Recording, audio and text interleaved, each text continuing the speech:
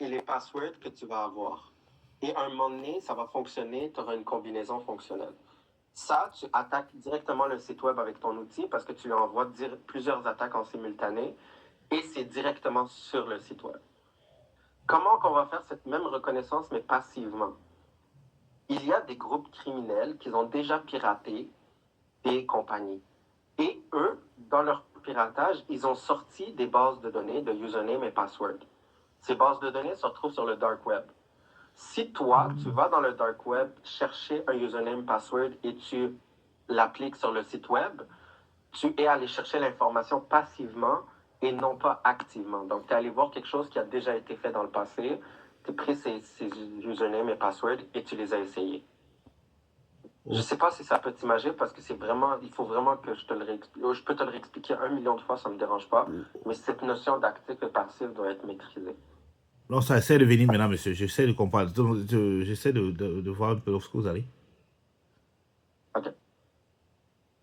Donc, c'est bien très important de distinguer les deux parce que le actif est plus dangereux que le passif. Parce que si vous faites de la reconnaissance active sur un site web, nous, en défense, on va le détecter. OK. Le passif, on ne le détecte pas parce qu'on ne sait même pas que tu le fais. OK, j'ai une question. Ça veut dire, et maintenant, si ben, on veut hacker quelqu'un pour une toute première fois dans l'histoire, donc c'est-à-dire qu'avant Ouais, cette activité, il n'y a jamais eu de hacking qui a été fait. ouais, ça va être Est-ce plus que ça veut facile. dire que là, il n'y aura pas ces données, ces bases de données-là? Ben, il n'y aura pas les bases de données de nom d'utilisateur et mot de passe compromis parce qu'elle n'a jamais été piratée. Par contre, tu vas avoir des bases de données comme Google. Google, c'est une base de données où est-ce qu'il va avoir des domaines et des sous-domaines que eux vont être indexés dans Google. Fait que même si elle n'a pas été piratée, Google est allé chercher de l'information sur les sites web et les a indexés dans une base de données. Nous, on peut aller questionner de cette base de données. Vous avez vu, ça parle de Google Dorking dans la vidéo. Le Google Dorking, c'est ça. OK, je comprends beaucoup mieux, monsieur. Ouais, c'est ça le Google Dorking. C'est Google va indexer des choses et nous, on va aller consulter ces choses-là. Mais ça ne veut pas dire qu'on va rentrer directement sur le site web. Ah, ça va maintenant beaucoup mieux. Je pense avoir compris un peu. Bon, c'est mieux? Ouais, c'est Ah, c'est beaucoup mieux. cool. Merci, Je suis monsieur. content. Je suis content, merci. Moi, je suis content Monsieur, quand vous j'avais une compreniez. question. Oui. C'est concernant l'examen à la dernière. Mais le dernier examen, je voulais savoir à quoi exactement ça ressemblait. Est-ce que c'est comme une feuille que vous allez nous donner, puis nous on doit faire, ou Ouais. ça ressemble Ouais. Ok. L'examen de mi-session, ça va être un examen de reconnaissance seulement. Donc, je vais vous donner un target et vous allez devoir me faire tous les types de reconnaissance qui existent, passives et actives. Et moi, Ok, je vais sur Linux. analyser les résultats. C'est ça, sur Linux, sur du Kali.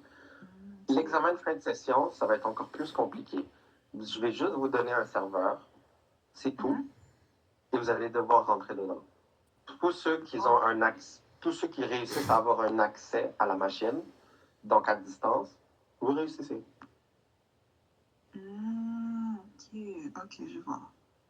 À la fin, moi, je vous guide plus. À la fin, le dernier examen, je vous donne, comme je vous dis, une machine et fais ce que tu veux. C'est comme un serveur d'une compagnie, fais ta reconnaissance et essaie de le pirater. Si tu réussis, tu passes. Ben, si tu réussis pas, c'est pas que tu coules, c'est juste que tu n'auras pas 100%. Tu vas avoir la note selon le travail que tu as accompli. Ah, ok. Ok, je vois.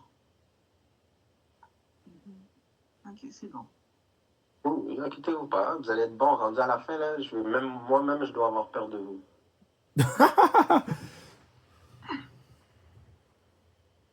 Donc, c'est ça. Un super beau travail. Ce que vous allez pouvoir faire, si vous voulez, aller voir, il y a d'autres modules qui existent dans l'outil. Vous allez pouvoir le faire. Est-ce que vous avez une VM ouverte? Si vous n'avez pas de VM, c'est pas grave. Allez en ouvrir une et je vais vous donner un autre module à aller voir. Qu'on peut faire dans la. Ok. Le module s'appelle Profiler. Je vous l'ai mis dans le chat. Vous allez pouvoir le chercher et comprendre un peu ça sert à quoi. Vous allez voir, c'est un autre module qui est extrêmement puissant. Ok. Ok, c'est parfait. D'accord? Je vais revenir une fois que vous allez avoir fait ça. Ok.